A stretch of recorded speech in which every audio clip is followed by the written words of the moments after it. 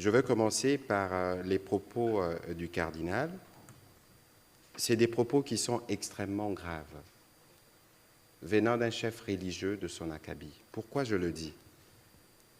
Parce que, quelles que soient les raisons, et en plus c'était une messe pascale, la fête la plus importante de chrétiens, quelles que soient les raisons, on ne peut pas soutenir des Congolais qui veulent prendre des armes pour tuer des Congolais pour accéder au pouvoir alors qu'on a fait le choix de la démocratie.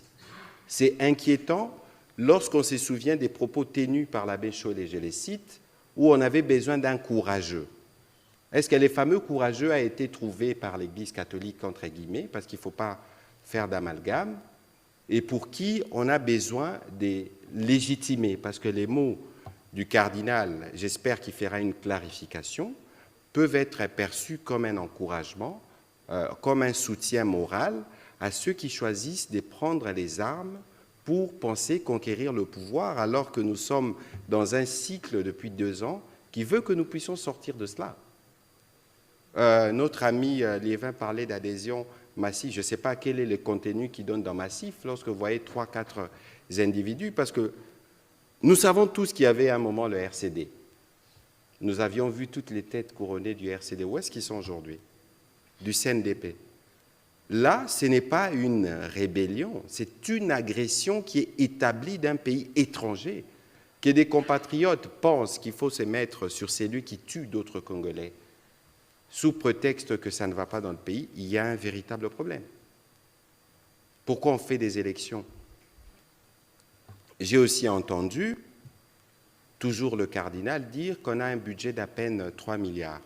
Je suis désolé, mais qui est-ce qui prépare les notes? Nous avons atteint des records. Aujourd'hui, on parle de 16 milliards de budget. Regardez les contextes dans lesquels nous sommes, l'immense travail qui est fait dans les secteurs de la santé et de l'éducation. D'ailleurs, l'Église catholique est partenaire dans l'éducation. Alors, il faudrait pas... Et de la santé. Alors, il ne faudrait pas donner l'impression que les Congos avaient tout il y a 15-20 ans. Maintenant, il n'y en a pas. Et cette manière de parler du gâteau, c'est quoi le message que le cardinal veut planter dans l'imaginaire collectif? Donc, devons-nous tous regarder l'accès aux responsabilités comme un gâteau et que nous tous, nous devons avoir droit au chapitre? Je pense qu'il faut qu'on fasse très attention à des mots lorsque nous les utilisons dans le contexte qui est les nôtres.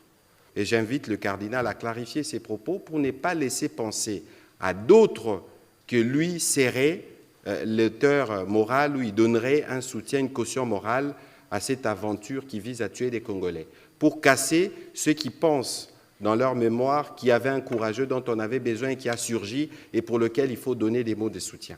C'est extrêmement dangereux. J'espère que le cardinal clarifiera ses propos parce que ces aventuriers visent notamment à tuer d'autres fidèles catholiques qui sont sous sa juridiction et bien d'autres encore. Et donc, il y a un besoin pour nous de savoir ce que nous voulons construire comme République.